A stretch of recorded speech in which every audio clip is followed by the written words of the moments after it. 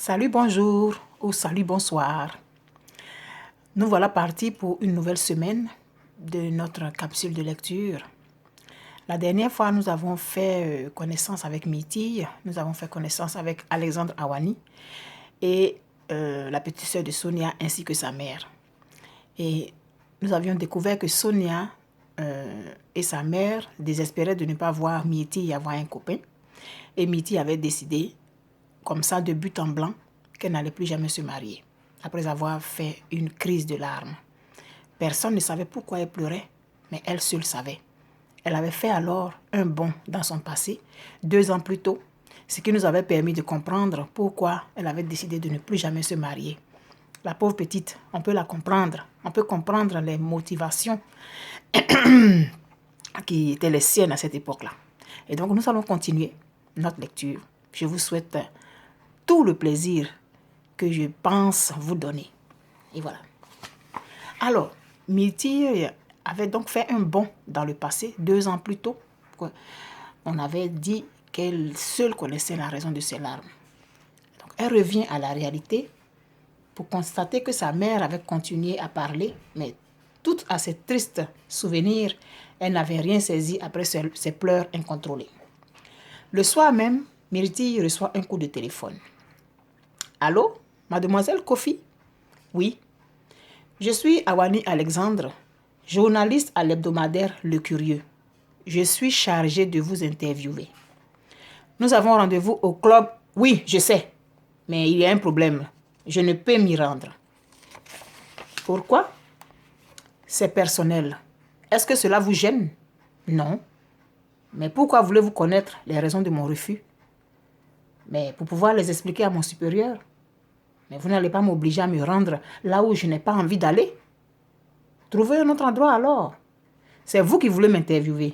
C'est donc à vous d'en chercher. Mais pas forcément. Vous pouvez choisir un endroit qui vous convient mieux. Je n'en ai pas envie. C'est clair? Très clair. Mais laissez-moi vous dire, mademoiselle, que je ne suis pas à votre service. Ensuite, c'est vous qui avez besoin d'être connue, pas moi.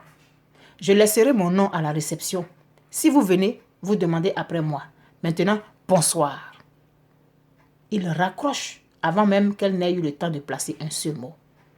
Elle regarde le combiné qu'elle tient toujours. Pour qui se prend-il celui-là? Il m'attendra toute sa vie peut-être. En tout cas, moi, je n'irai pas à ce rendez-vous.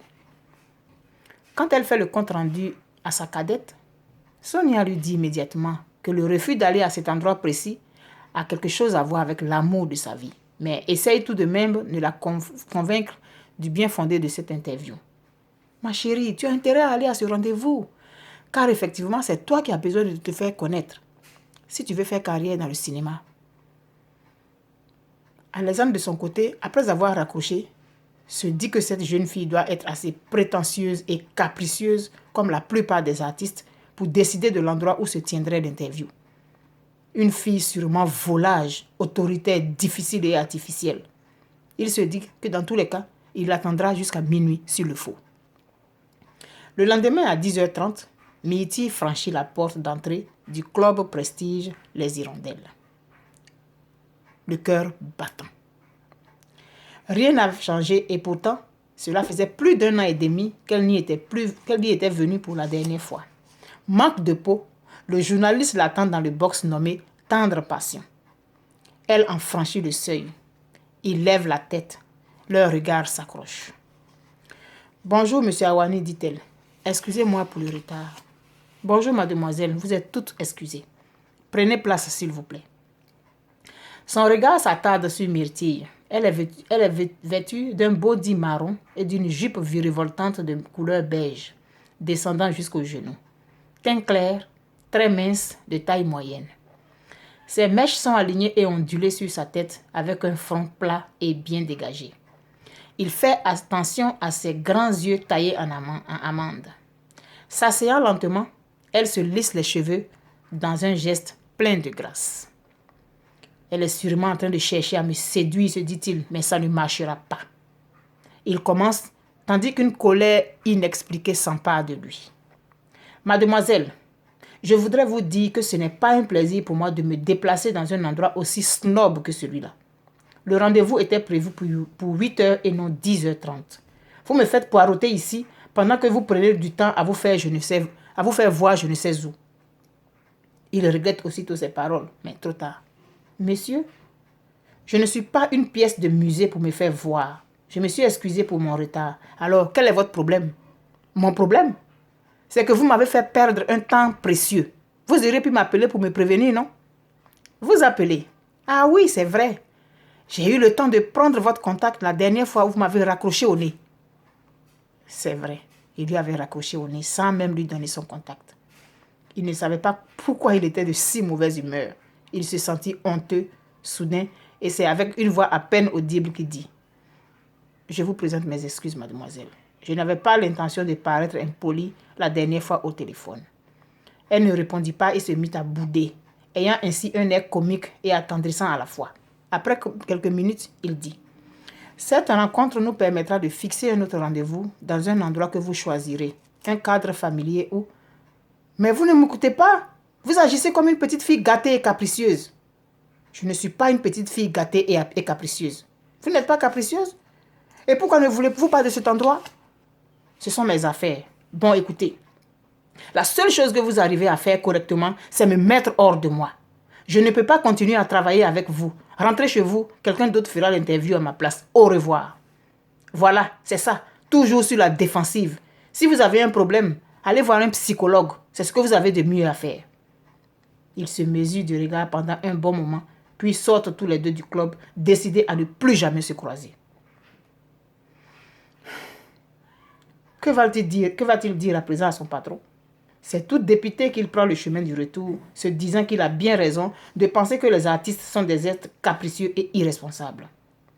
Une fois au journal, en entrant chez son patron, une angoisse sans nom lui comprime les entrailles. Il lance en une seule tirade. Je souhaiterais ne plus poursuivre l'interview de mademoiselle Kofi. Pourquoi? Elle est trop insolente et capricieuse. Ce n'est pas la première fois que tu interviewes quelqu'un de difficile. Je n'arrive pas à supporter cette fille. Raconte-moi comment s'est passée votre entrevue. Il raconte tout dans les détails. À la fin de son récit, son patron lui demande à sa grande surprise de réaliser malgré tout le travail qu'il lui a demandé. Mais monsieur Assis, je vous ai tout raconté, non?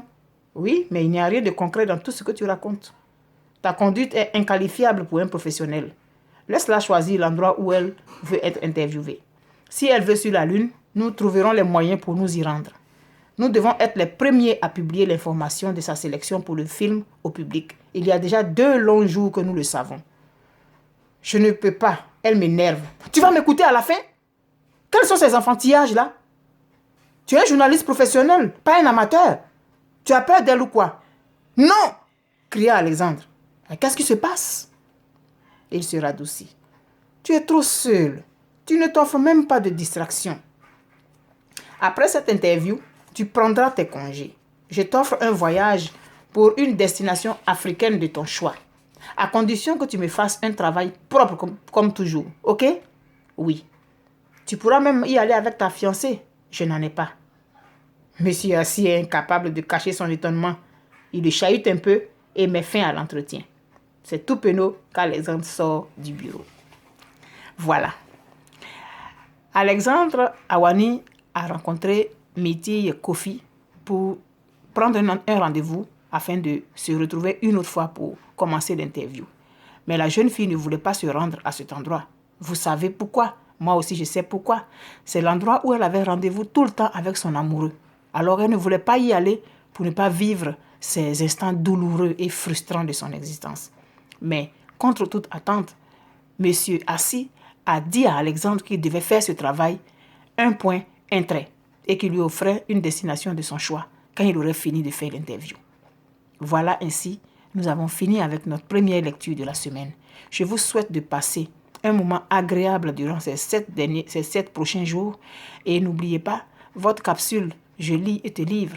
Et n'oubliez pas non plus, n'oubliez pas jamais, jamais, jamais que je vous aime. Alors, on se dit à la prochaine. Bye bye.